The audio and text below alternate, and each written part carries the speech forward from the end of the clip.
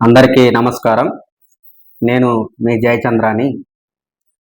ఉద్యమకారుల మీద ఎక్కడైతే అన్యాయం జరుగుతూ ఉంది, ఈ యొక్క సొసైటీలో అవినీతి జరుగుతూ ఉంది అని గళం వినిపిస్తే మా మీద అనేక రకమైనటువంటి కేసులు పెట్టారు. అయితే సోషల్ మీడియా వేదికగా ఎవరైతే కేసులు పెట్టారో, వారికి ఎవరైతే సహకరించారో అటువంటి వారికి ఒకటే మాట చెప్తా ఉన్నాను. జయచంద్ర అనేటువంటి వ్యక్తి కేసులకు భయపడేటువంటి వ్యక్తి కాదు. మీ యొక్క బెదిరింపు ధోరణిలకి భయపడేటువంటి వ్యక్తి కాదు.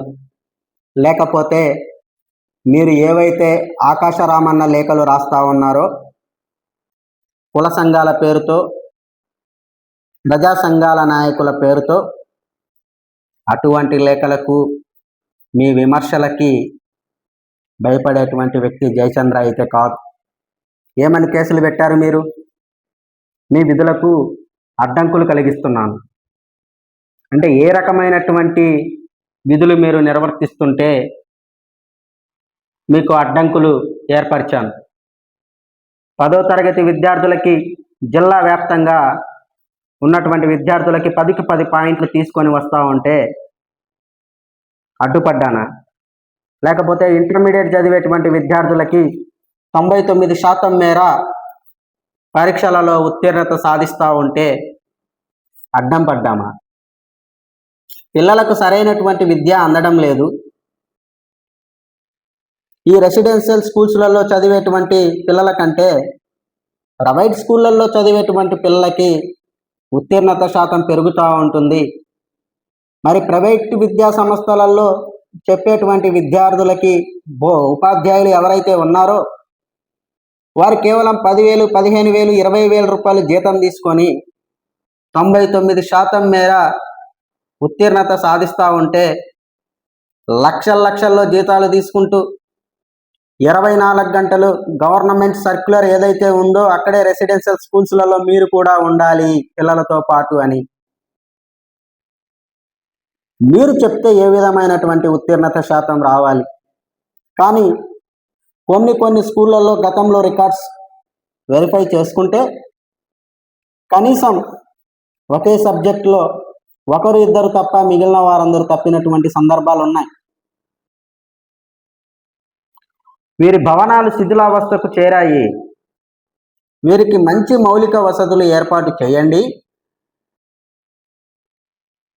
ఉపాధ్యాయులు వారికి అలాట్ చేసినటువంటి క్వార్టర్స్లలో ఉండటం లేదు. వాటి మీద చర్యలు చేపట్టండి.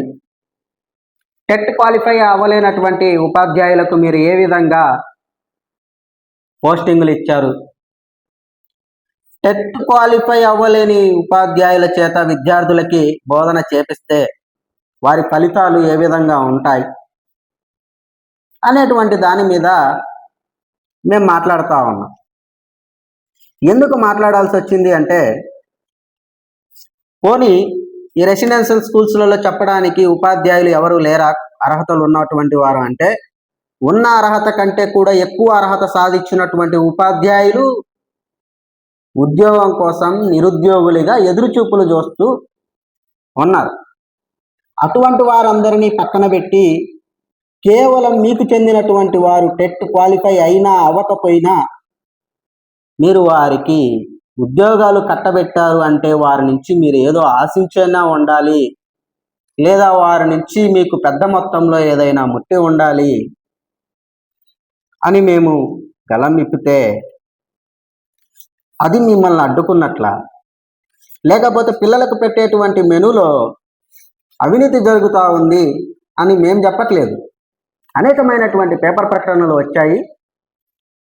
పోయిన నెలలో ఒక ఢిల్లీ నుంచి ఒక ఆఫీసర్ వచ్చి చేతిలో పుచ్చిన పల్లీలు అనేటువంటిది చూపించి మరి మెయిన్ పేపర్స్లలో వస్తే కూడా ఇంకా మేము మాట్లాడేది అసత్యాలు అని మీరు దుష్ప్రచారాలు చేస్తూ ఉన్నారు.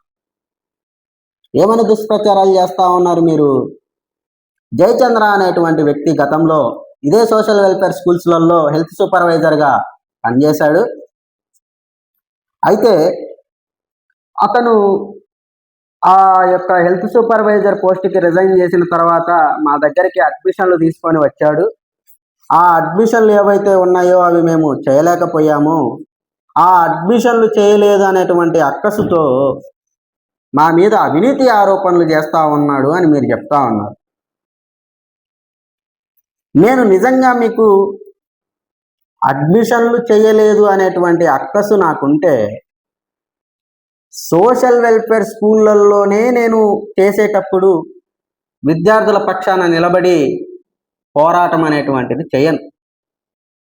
ఎందుకు ఈ మాట ఇంత బలంగా చెప్తా ఉన్నాను అంటే, ప్రతి ఒక్క రెసిడెన్షియల్ స్కూల్స్లలో మెడికల్ ఎక్విప్మెంట్స్ లేకపోగా, అక్కడ మెడిసిన్స్ లేకపోగా మాకు వచ్చేటువంటి అరకొర జీతంలో 10% నేను కేటాయించి అక్కడ ఉన్నటువంటి పిల్లలకి నేను మెడిసిన్ అందుబాటులో పెట్టి 24 గంటలు సర్వీస్ చేసినటువంటి వ్యక్తి ఎవరైనా ఉన్నారు అంటే జయచంద్ర.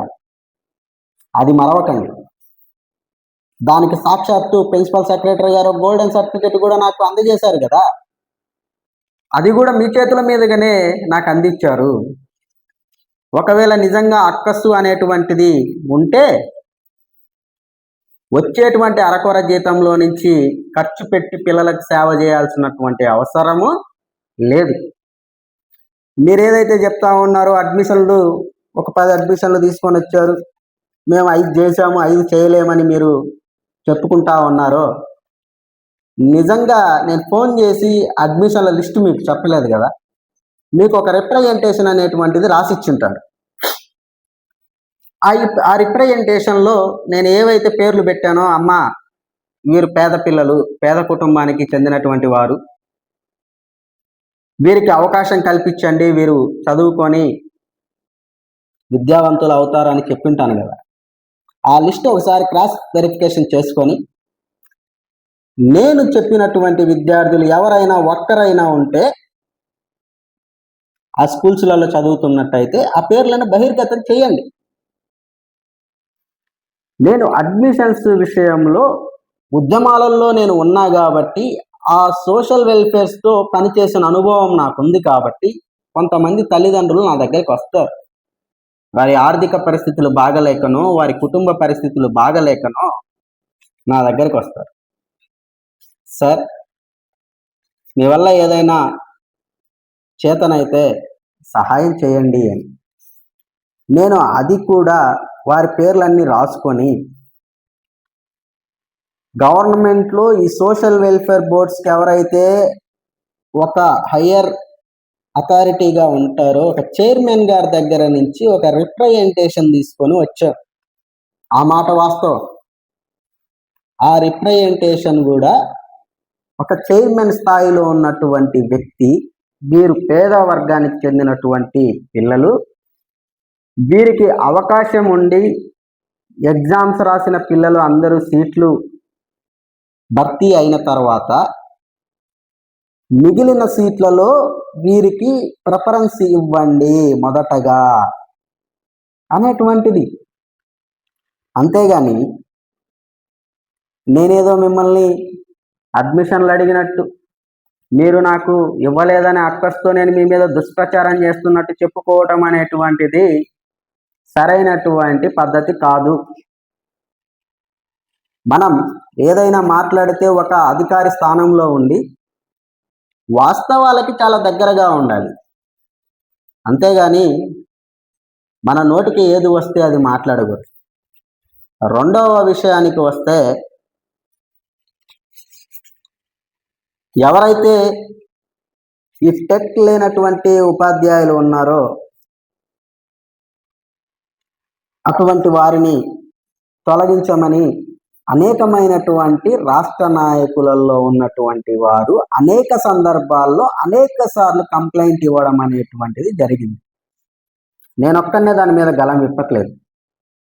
ఎందుకు జయచంద్రకి ఓన్లీ సోషల్ వెల్ఫేర్ స్కూళ్ళల్లోనే ప్రశ్నిస్తాడు, వాటి మీదనే గలం విప్పుతాడు అంటే, జయచంద్ర అనేటువంటి వ్యక్తి హెల్త్ సూపర్వైజర్ ఉద్యోగంలో చేరక ముందు నుంచి స్వారో, జయచంద్ర స్వారో భావజాలాలు మీకు తెలియకపోతే తెలుసుకోండి. డిక్షనరీలో కూడా స్వారో అనేటువంటి ఒక పదం చేరింది. దానికి ఉన్నటువంటి సంకల్పం, దాని ఆశయాలు, దాని భావజాలాలు తెలుసుకోండి. ఒక నిజమైన స్వారో తన చుట్టూ జరుగుతున్నటువంటి రెసిడెన్షియల్ స్కూళ్ళల్లో అన్యాయం జరిగితే ఏ స్వారో కూడా నిద్రపోడు. సొసైటీలో చాలా అన్యాయాలు జరుగుతూ ఉన్నాయి. కేవలం సోషల్ వెల్ఫేర్ స్కూళ్ళల్లోనే మాట్లాడుతూ ఉన్నాడు జయచంద్ర అంటే నేను స్వారో తర్వాత ఒక దళిత నాయకుడిని. నా దృష్టికి వచ్చిన ప్రతి సమస్య మీద, భూ ఆక్రమణలు అయితేనేమి, దళితుల మీద దాడులు అయితేనేమి, అన్నిటి మీద నేను మాట్లాడాను. అవన్నీ కూడా మీరు గమనించాలి. ఇంకో విషయానికి వస్తే, ఆఫీసులో ఎవడో ఉన్నాడంట, వాడిని నేను ప్రోత్సహించి పరుష పదజాలంతో మాట్లాడమని చెప్పామంట. నా కడుపుతో అన్నం తిన్న వ్యక్తి ఎవడైనా కానీ ఒక దళిత నాయకుడిగా ఉండి ఒక దళిత మహిళ అయినటువంటి ఒక జిల్లా అధికారిని పరుష పదజాలం మీద మాట్లాడమంటే, కడుపుకు అన్నం తిన్నవాడు ఒక కింది స్థాయిలోని వ్యక్తి ఒక జిల్లా అధికారిని పరుష పదజాలంతో మాట్లాడగలడా?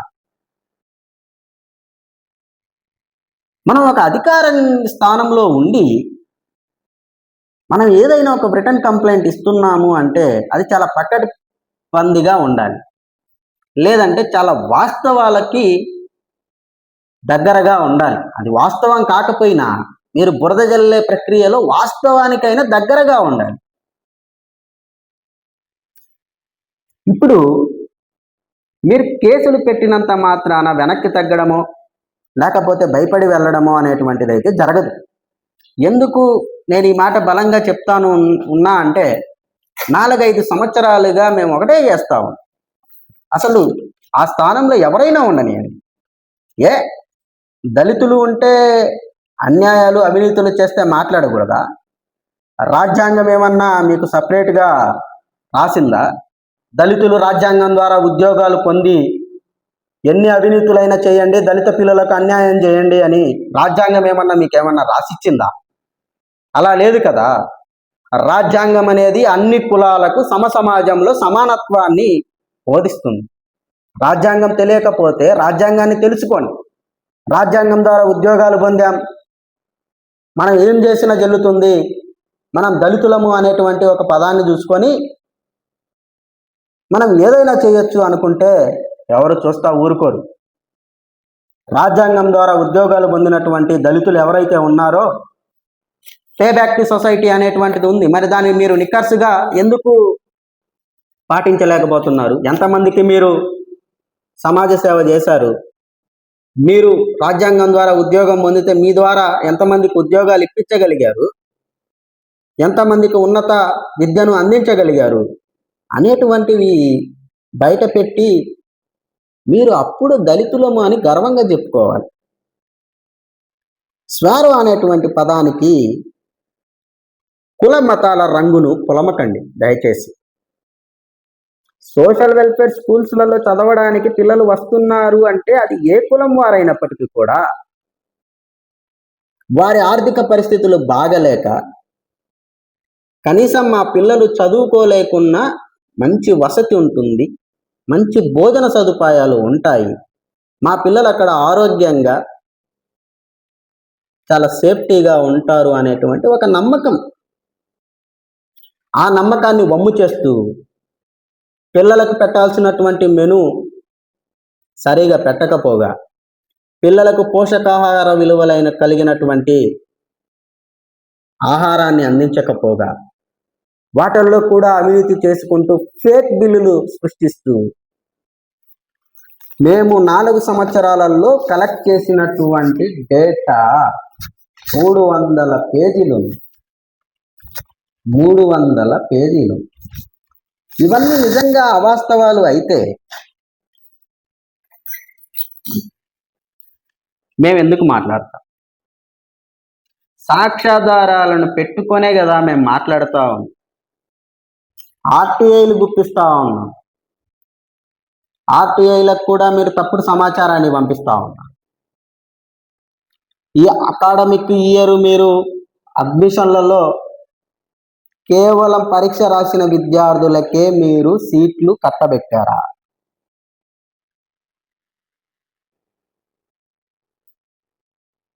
అలా కాకుండా సీట్లు అమ్ముకొని పరీక్ష రాసిన విద్యార్థులను పక్కన పెట్టి కూరగాయల మార్కెట్లో కూరగాయలు అమ్మినట్టు అడ్మిషన్లు అమ్ముకున్న ఘనత మీది కాదా? తీయండి, విచారణ ఒక కమిటీ వేయండి. మేము మాట్లాడినవి అవాస్తవాలు అయితే మీరు తీసుకున్నటువంటి కఠినమైన చర్యలకు మేము బాధ్యత వహిస్తాం. జయచంద్ర అనేటువంటి వ్యక్తి ఈరోజు అన్నిటినీ బయట పెడతా ఉన్నాడు. కనీసము ఆ అవగాహన లేకుండా కుటుంబ సభ్యులను దుర్భాషలాడతారు. మీ స్వలాభాల కోసం, మీ స్వార్థాల కోసం ఆ సొసైటీలలో పనిచేసే కొంతమంది మహిళలతో అక్రమ సంబంధాలు అంటగడతారు. కేవలం మీరు మాత్రమే మహిళలా? మీరు ఏం చేసినా చెల్లుతుంది అనుకుంటున్నారా? ఆకాశరామన్న లేఖలు మీకు తెలియకుండా ఎవరో రాస్తారా? అవి మినిస్టర్ పేసీలో, మరి మినిస్టర్ గారికి ఈ విషయం తెలుసో తెలియదో నాకు తెలియదు, కానీ మినిస్టర్ గారు ఆ లేఖను మొత్తం చదివి ఒక రౌండ్ స్టాంపు అక్నాలెడ్జ్మెంట్ వేస్తారా? అక్రమ సంబంధాలు రెసిడెన్షియల్ స్కూల్స్లలో వీళ్ళతో ఉన్నాయని. మీరు ఏ సాంప్రదాయాన్ని అయితే కొనసాగిస్తున్నారో ఆకాశరామన్న లేఖలు ఏ సాంప్రదాయాన్ని మీ మెడకు కూడా చుట్టుకునేటువంటి అవకాశం ఉంటుంది. కాబట్టి దయచేసి మేము చట్టపరమైనటువంటి పోరాటాలు చేస్తూ ఉన్నాం. మా పిల్లలకు న్యాయం చేయండి, మా పిల్లలకు విద్యలో ఉత్తీర్ణత శాతాన్ని పెంచండి, వారికి మౌలిక సదుపాయాలను కల్పించండి, నాణ్యమైనటువంటి భోజనము అందించండి, వారికి అందాల్సినటువంటి ప్రతిదీ కూడా మీరు పారదర్శకంగా అందించండి అని మేము మాట్లాడుతూ ఉంటే మీరు మాత్రం అదే పనిగా ఎవరెవరినో రాయబారాలకు పంపిస్తారు. నేను ఒకటే అడుగుతా ఉన్నాను, నా దగ్గరకు వచ్చిన రాయబారం చేసినటువంటి వ్యక్తులని ఉద్యోగ సంఘ రాష్ట్ర నాయకులని ఒకరు, ఇంకొక క్యాడర్ అని ఒకరు, ఇంకొక క్యాడర్ అని ఒకరు, ఏమయ్యా 6-7 సంవత్సరాలుగా దళిత స్కూళ్ళల్లో దళితులైనటువంటి మహిళలు స్వీపర్స్గా పనిచేస్తూ ఉంటే 6 నెలలకోసారి జీతాలు పడతా ఉంటే అయినప్పటికీ కూడా వారు ఏ పని చేసుకోలేక అక్కడే అలవాటు పడి పనులు చేస్తూ ఉంటే నిర్దాక్షిణ్యంగా వారిని తొలగించినప్పుడు మీరందరూ ఎక్కడికి వెళ్ళారు? అప్పుడు మీరేం చేశారు? అప్పుడు మీరు ఎందుకు మాట్లాడలేదు? అన్యాయం జరుగుతుంది, పిల్లలకు న్యాయం చేయండి అయ్యా అని మేము అడుగుతుంటే రాయబారాలకు వస్తారా? ఈ సమాజానికి మీ ద్వారా ఏం సందేశం ఇవ్వాలనుకుంటున్నారు? అంటే దళితులు అయ్యి ఒక అధికార స్థానంలో ఉంటే ఏ విధంగా చేసినా మీరు కొమ్ము కాస్తారా? ఇంకోటి, జయచంద్ర అనేటువంటి వ్యక్తి డబ్బులు డిమాండ్ చేశాడు. డబ్బులు డిమాండ్ చేసే వ్యక్తి అయితే వచ్చే జీతంలో పిల్లలకు పే బ్యాక్ టు సొసైటీ చేయడు. ఒకవేళ నిజంగానే డబ్బులు మిమ్మల్ని డిమాండ్ చేస్తుంటే నా దగ్గర ఉన్న ఆధారాలన్నీ మీకు తెలిస్తే నాకు డబ్బులు ఇచ్చిపోవాలి కదా. మీరు ఆధారాలు ఏమన్నా ఉన్నాయా మీ దగ్గర? లేకపోతే నేను మిమ్మల్ని డబ్బులు అడిగినట్టు ఆధారాలు ఏమన్నా ఉన్నాయా? డబ్బులు అడిగే వ్యక్తి ఆఫీస్కి వచ్చి డబ్బులు అడుగుతాడా? నేను డబ్బులు అడిగే వ్యక్తినైతే మీరు నన్ను అర్ధరాత్రి వేళ మీ ఇంటికి ఎందుకు పిలిపించుకున్నారు? ఎందుకు 3 గంటల సేపు నాతో మాట్లాడాల్సి వచ్చింది? ఒక అవకాశం ఇచ్చాము, ఇక నుంచైనా ఇవి రిపీట్ అవ్వకుండా చూడాలి. పిల్లలకి టెండర్లు వేసేటువంటి ఫ్రూట్స్లలో బత్తాయిలు పెట్టండి పిల్లలకి అంటే తక్కువ రేటుకి వచ్చినటువంటి కమలాలు పెట్టి బత్తాయిలు ఎక్కువ రేటుకి బిల్లులు పాస్ చేసినటువంటి ఘనత ఎవరిది? పాలు, పెరుగు టెండర్ వేసిన రేటు కంటే కూడా 10 నుంచి 12 రూపాయలు ఎక్కువగా వేసి బిల్లులు పాస్ చేసినటువంటి ఘనత ఎవరిది? ఫేక్ సర్టిఫికెట్లు పెట్టి ఉద్యోగాలు ఇప్పించినటువంటి ఘనత ఎవరిది? ఎలక్షన్ కోడ్ రేపు అంటే ఈరోజే మేఘాల మీద ఆర్డర్స్ ఎలా వచ్చాయి, అదే రోజు తంబులు ఎలా వేశారు, అదే రోజు ఎలా జాయిన్ అయ్యారు, నోటిఫికేషన్ లేకుండా ఏ విధంగా జాయిన్ చేయించుకున్నాడు?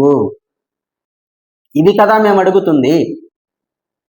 దానికి సంబంధించినటువంటి విషయం మేము ప్రతిదీ కూడా క్షుణ్ణంగా తయారు చేశాం.